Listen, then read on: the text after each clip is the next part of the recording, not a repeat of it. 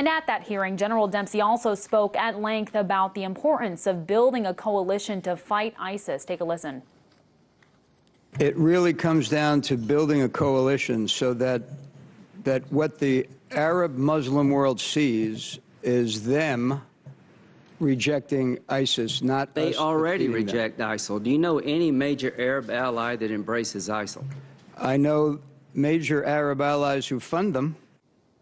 In his response there, Dempsey highlighted a reality that often goes untalked about in the media, and that's the notion that ISIS is being funded, at least in part, by some of America's greatest allies. To hash that out a little bit more, earlier I was joined by Iraq War veteran and RT contributor Jake Diliberto, and I first asked him to talk about who these foreign government donors are.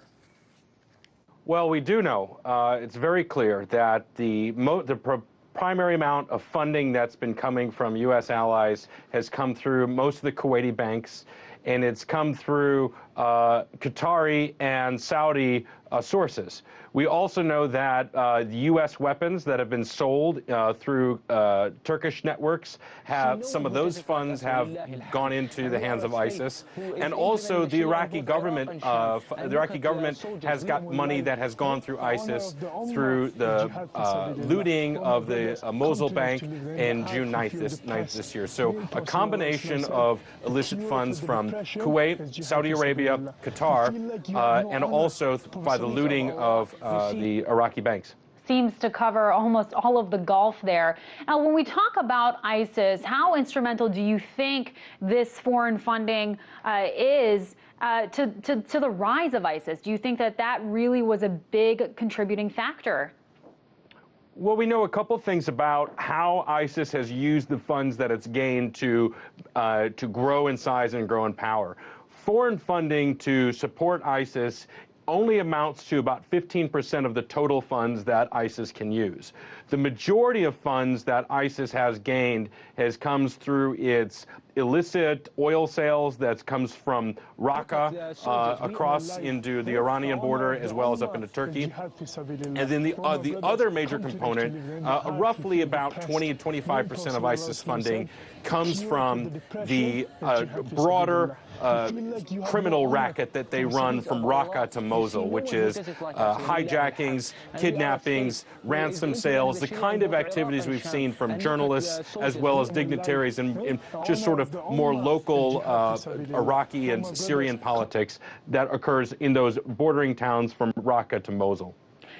Now, when it comes to reining in individual donors, which of course is a huge problem for these countries, the U.S. will undoubtedly need these governments to crack down on their own people, particularly through this new coalition that's being built. But can the U.S. really depend on these countries to do that, you think?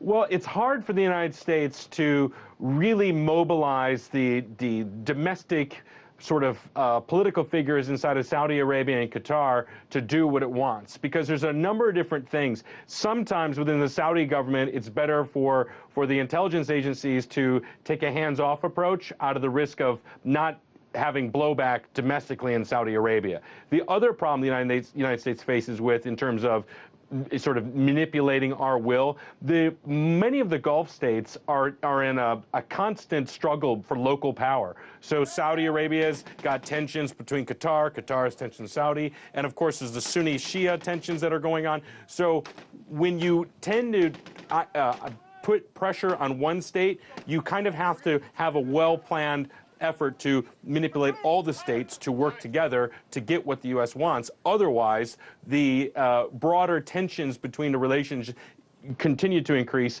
and our overall long-term strategy is more difficult.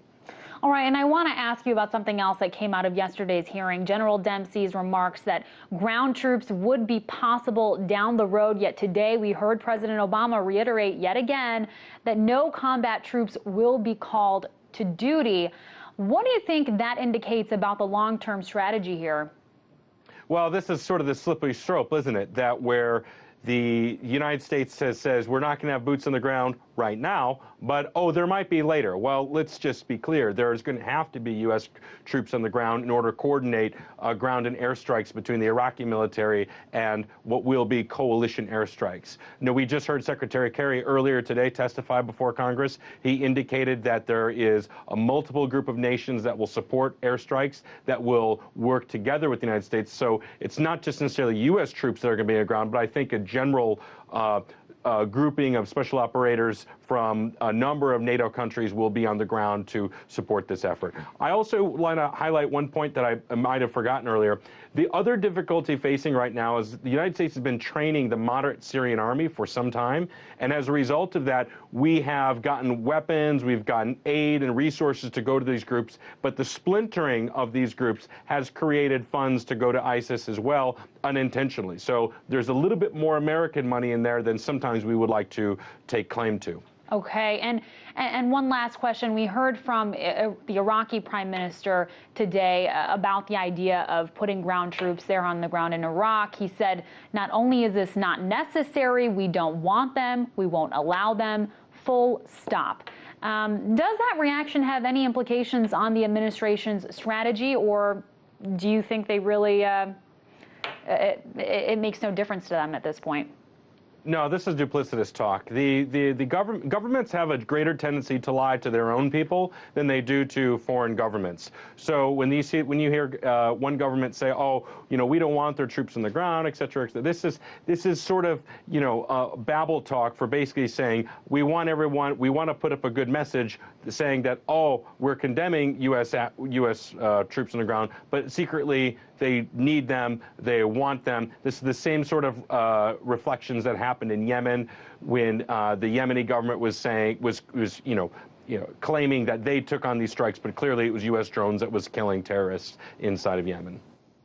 That was Jake Diliberto, Iraq and Afghanistan war veteran and political researcher at the University of Birmingham in the UK.